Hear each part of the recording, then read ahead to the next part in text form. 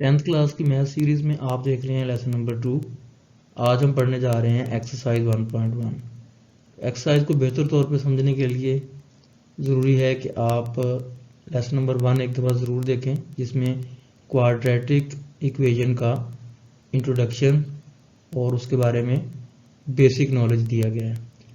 तो देखते हैं क्वेश्चन नंबर 1। इसमें हमसे पूछा गया है कि right the equation in standard form and point out pure quadratic equation. दो बातें हमने बतानी है, एक तो इक्वेशन को स्टैंडर्ड फॉर्म में लिखना है और फिर हमने बताना है कि ये प्योर क्वाड्रेटिक इक्वेशन है या नहीं। तो इस क्वेश्चन में से 3 पार्ट्स हैं जो शॉर्ट सिलेबस में शामिल हैं। सबसे पहले हम देखेंगे इसका फर्स्ट पार्ट। तो यहाँ देखें, into x plus 7 into x minus 3 equal -7। इसको हमने सॉल्व करके स्टैंडर्ड फॉर्म में लिखना है। तो पहले दोनों ब्रैकेट्स के अंदर मौजूद रकमों को हमने मल्टीप्लाई करना है। तो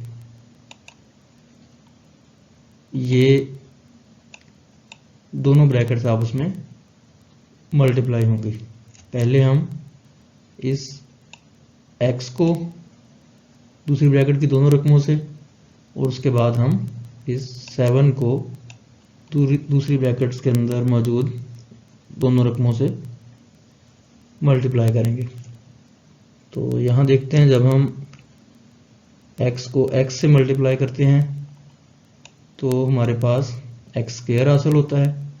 फिर हम x को 3 से मल्टीप्लाई करते हैं तो -3x। इसी तरह फिर 7 को x से और फिर 7 को -3 से मल्टीप्लाई करते हैं। तो 7 को जब x से किया तो ये 7x आता है। 7 को -3 से -21। तो अब अगले स्टेप में हमने x² हमारे पास एक ही है, तो इसके साथ कोई और x² मौजूद नहीं है जिसमें प्लस या माइनस करना पड़े। तो इसको हम ऐसे लिख लेंगे। x वाली दो रकमें हमारे पास आ रही हैं, -3 और एक +7। तो इन दोनों को हमने सॉल्व करना है। +7 में से -3 तो हमारे पास +4 बचता है, क्योंकि प्लस साइन वाली जो रकम है वो बड़ी है। 7 में से 3 गया तो हमारे पास +4x बच जाता है। उसके बाद ये -21 और ये -7 इक्वल के हम जो है लेफ्ट साइड पे ले आएंगे और इसका साइन चेंज करके प्लस कर देंगे। तो अब हम देखते हैं कि x² ऐसे ही आ जाएगा, 4x ऐसे ही आ जाएगा। -21 और +7 को हम सॉल्व करते हैं तो माइनस का 21 बड़ा है, तो इसमें से प्लस का 7 हम निकालें तो हमारे पास -14 बच जाता है। तो ये है फाइनल इक्वेशन जो हमारे पास हासिल होती है। इसकी हमने ये स्टैंडर्ड फॉर्म लिख दी है। अब हमने देखना है कि क्या ये प्योर क्वाड्रेटिक है या नहीं। तो ये एक स्टैंडर्ड फॉर्म है क्वाड्रेटिक इक्वेशन की। तो हमने लेसन नंबर 1 में पढ़ा है कि अगर इसमें ये bx वाला पार्ट मौजूद ना हो, जिसमें x की पावर 1 होती है, अगर ये इसमें मौजूद ना हो तो सिर्फ 2 ही टर्म्स होती हैं, एक x² वाली और एक कांस्टेंट। तो फिर ये प्योर क्वाड्रेटिक इक्वेशन होती है। जबकि हमारे पास जो इक्वेशन हासिल हो रही है उसमें x² x की पावर 1 और कांस्टेंट तीनों टर्म्स मौजूद हैं। तो इसलिए हम कहेंगे कि ये स्टैंडर्ड क्वाड्रेटिक इक्वेशन है, ये प्योर क्वाड्रेटिक इक्वेशन नहीं है। तो ये था इसका फर्स्ट क्वेश्चन। तो इसका तीसरा पार्ट हमारे शॉर्ट सिलेबस में शामिल है, तो देखते हैं। तो ये पहले पार्ट से मुख्तलिफ है। मुख्तलिफ इस तरह से है कि यहाँ पर हमें ये देखें रकमें फ्रैक्शंस में दी हुई हैं, बटे में दी हुई हैं। तो सबसे पहले हमने ये करना है कि इनको सिंप्लीफाई करना है, इनके बटे ख़त्म करने हैं। तो उसका तरीका ये होता है कि हम एलसीएम लेते हैं और उस एलसीएम से तमाम रकमों को मल्टीप्लाई कर देते हैं। यहाँ देखें, यहाँ हमारे पास एलसीएम आएगा x इंटू एक्स प्लस 1, बटे में ये दो ही रकमें आ रही हैं, तो ये हमारा एलसीएम होगा। तो इससे हम इक्वेशन की तीनों रकमों को, पहली को, फिर दूसरी को और फिर तीसरी को, इन तीनों को अलग अलग हम इस एलसीएम से मल्टीप्लाई कर देते हैं। तो उसके बाद देखें, यहाँ ये x प्लस 1 और x प्लस 1 ये कैंसिल हो जाते हैं, और दूसरी टर्म में देखें ये x और x ये कैंसिल हो जाते हैं। जो बाकी बच रही हैं, यहाँ हमने इस x को और x को मल्टीप्लाई कर देना है, एक्स स्क्वायर हासिल हो गया। इसके बाद x प्लस 1 और ये वाला x प्लस 1, इनको आपस में हमने मल्टीप्लाई करना है। जब हमने x को x से करते हैं तो x स्क्वायर आ जाता है, फिर x को 1 से करते हैं तो x आ जाता है, फिर इस 1 को x से करते हैं और फिर 1 से, तो ये x प्लस 1 हासिल हो जाता है। तो इसी तरह दूसरी तरफ हम देखें तो यहाँ हमारे पास 6 और x, इनको मल्टीप्लाई किया तो ये 6x हासिल होता है। अब इस 6x को हम ब्रैकेट के अंदर मल्टीप्लाई करते हैं। 6x को जब हम x से मल्टीप्लाई करते हैं तो हमारे पास 6x स्क्वायर हासिल होता है। इसी तरह जब 6x को हम 1 से मल्टीप्लाई करते हैं तो हमारे पास 6x हासिल होता है। तो अब यहाँ देखें, अगले स्टेप में हमारे पास x स्क्वायर वाली दो रकमें हैं, x वाली दो हैं, तो इनको हम सॉल्व करते हैं। इन दोनों को प्लस किया तो ये 2x स्क्वायर हो गया, x वालों को किया तो ये 2x और फिर ये 1 आ गया। अगले स्टेप में हम ये करेंगे कि इक्वल के दूसरी तरफ ये जो मौजूद रकमें हैं इनका साइन चेंज करके हम इक्वल के लेफ्ट साइड पे इनको लिख लेंगे। ये हमने प्लस 6x को माइनस 6x कर दिया और इस माइनस प्लस 6x को ये हमने माइनस 6x इधर लिख दिया है।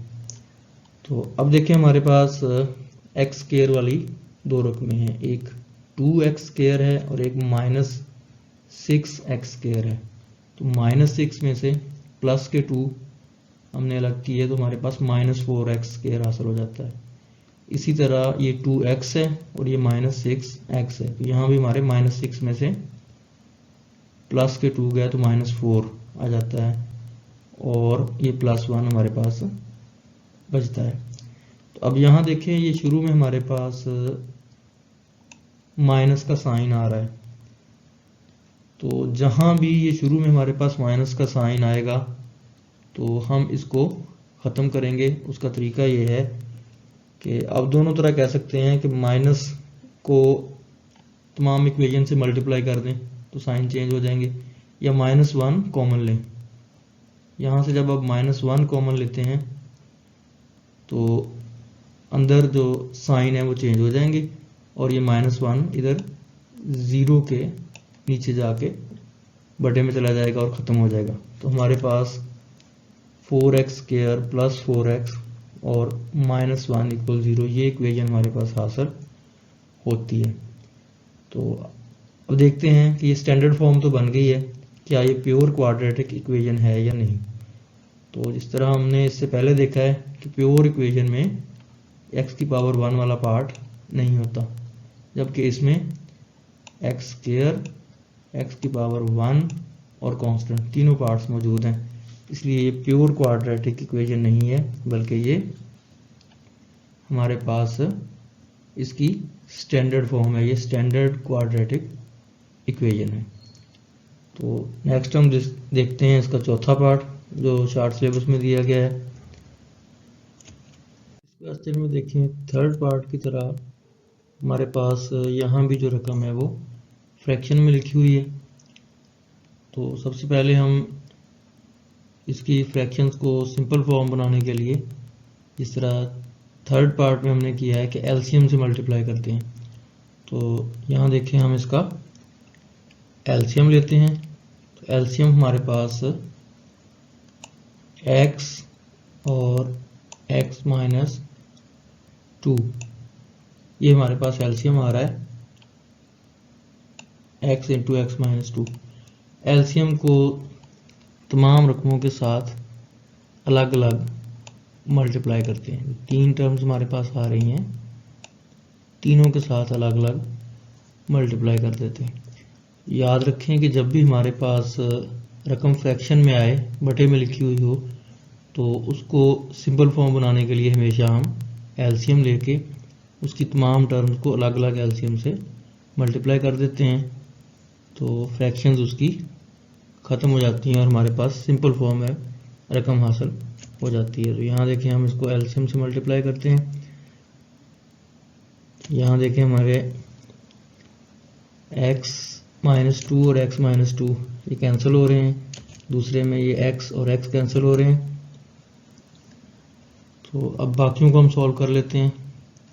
इस पहली टर्म में हमारे पास ये x और x माइनस x प्लस 4 बच रहा है, इनको हम मल्टीप्लाई करते हैं। तो जब हमने x को x के साथ मल्टीप्लाई किया तो हमारे पास x स्क्वायर हासिल होता है, और जब x को प्लस 4 से करते हैं तो 4x हासिल होता है। इसी तरह अब हम ये दूसरी टर्म में हमारे पास कुछ रकमें कटने के बाद x माइनस 2 और x माइनस 2 ये बच रहा है, इनको मल्टीप्लाई करते हैं। तो यहाँ देखें, यहाँ हमारे पास माइनस का साइन आ रहा है इनसे पहले। जब हम मल्टीप्लाई करेंगे तो साथ जो साइन होगा वो भी चेंज करेंगे, क्योंकि माइनस आ रहा है तो साइन चेंज होंगे। तो यहाँ भी हम पहले x को x से और फिर माइनस 2 से मल्टीप्लाई करेंगे। देखिए x को x से हमने मल्टीप्लाई किया तो x स्क्वायर आ गया, फिर हमने x को माइनस 2 से किया तो माइनस 2 आना चाहिए था, लेकिन जो बाहर माइनस आ रही है उसकी वजह से प्लस 2x हो गया। अब देखिए, अब हम इस माइनस 2 को x के साथ और माइनस 2 के साथ मल्टीप्लाई करते हैं। जब माइनस 2 को x के साथ किया तो हमारे पास यहाँ माइनस 2x आना था, लेकिन बाहर आने वाली माइनस की वजह से साइन चेंज हो गई, प्लस 2x हो गया। इसी तरह माइनस 2x और माइनस 2x प्लस 4 होना था, लेकिन यहाँ साइन चेंज होके माइनस 4 हो गया। अब तीसरी टर्म में भी देखते हैं, हमारे पास 4 है और x है, इनको जब मल्टीप्लाई करेंगे तो 4x हो जाएगा। अब 4x को ब्रैकेट के अंदर हम मल्टीप्लाई कर देंगे, तो 4x को जब x से मल्टीप्लाई करते हैं तो 4x स्क्वायर हो जाएगा, और फिर 4x को माइनस 2 से किया तो ये माइनस 8x हमारे पास आ जाता है। तो अब हम इन रकमों को एक दफ़ा